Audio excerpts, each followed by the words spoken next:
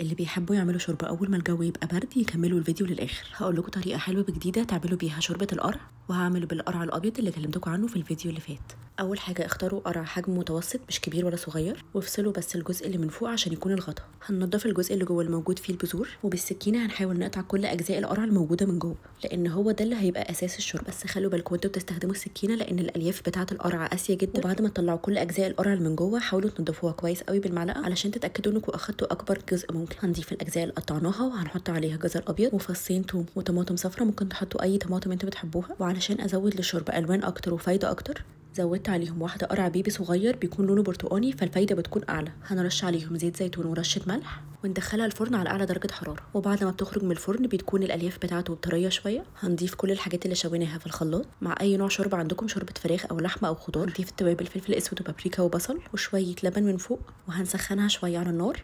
وبس كده تبقى الشوربه جاهزه، وهنقدمها في نفس القرع اللي احنا فضيناه الاول. شكلها طلع حلو قوي، وزينتها بشويه كريمه من فوق، وكنت عايزه احط طماطم بس وقعت، وشويه بقدونس. عايزه اقول لكم طعمها حلو قوي، ريحتها خطيره وبتدفي وحلو قوي للاطفال لو اقل من سنه، بس لو نشيل الملح. جربوها وقولوا لي رايكم، بالهنا والشفا.